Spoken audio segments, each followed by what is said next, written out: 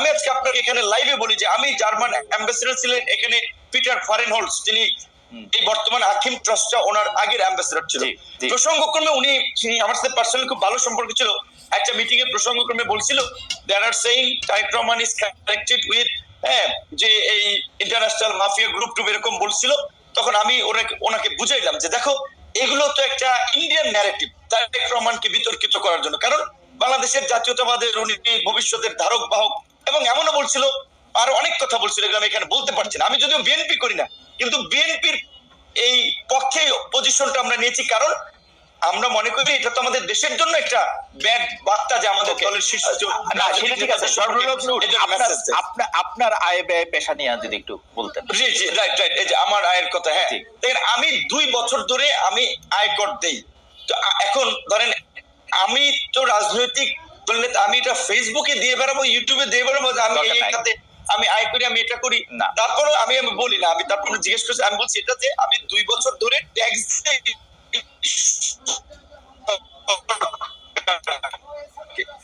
সেখানে আমার একটা বাৎসরিক আয় আমি দেখি একটা ফেসবুক সোশ্যাল সাইট থেকে প্রায় 70-80 হাজার টাকার মতো, 1 লাখ টাকার মতো আসে, তার বেশি আসে কোনো কোনো মধ্যে। আমি নিয়মিত যে টেলিভিশন প্রোগ্রাম গুলো বা টক শো করি, এখান থেকে একটা ছোট করে হলে আর্নিং হয়। আমার নিজের মাসের আপনার ঘের যেটা রাজনৈতিক, আবার আপনি যেহেতু সিলেট সাংবাদিক ছিলেন আপনি জানেন রাজনীতিবিদরা ম্যাক্সিমামই মাসের ঘের আর কৃষি খাদ্য দেখিয়ে ট্যাক্স ফাঁকি দেয়। কিন্তু আমি তো চরাঞ্চলের ছেলে, গ্রামের ছেলে, আমার রিয়াল মাসের প্রজেক্ট আছে, সেখানে আমার সেখানে ছোটখাটো পরিসরে ব্যবসা বাণিজ্য আছে।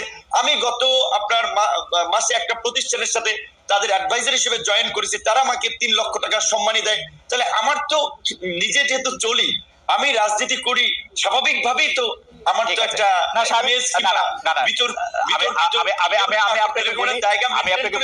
আমি আপনাকে বলি জনাব নূর, গত 15 বছর ধরে আওয়ামী লীগ সরকার ক্ষমতা থাকার পর আসলে তারা প্রশ্ন এবং বিতর্কের ঊর্ধ্বে নিজেদেরকে রাখতে চেয়েছিল, তারা কোন রকম প্রশ্নই তারা নিত না। যেমন আমি একবার প্রশ্ন করেছিলাম যে গত সরকার, যেমন শেখ হাসিনার পরিবারের, শেখ হাসিনার বাইরের যারা আছেন তাদের পেশা বা ব্যবসা কি, তাদের কিসের সাথে, মানে তারা কিসের সাথে জড়িত, মানে শুধু প্রধানমন্ত্রীর মেয়ে বা ছেলে, এই প্রশ্নটা করা একটা অস্বাভাবিক যে হ্যাঁ তাদের কাছে টাকা আসতেই থাকবে, ব্যাপারটা তো এরকম নাই হইতে পারে। তারাও এই ধরনের প্রশ্নে এই ধরনের কথাই বলতে, এই ধরনের কথা, এই ধরনের কথাই বলতে।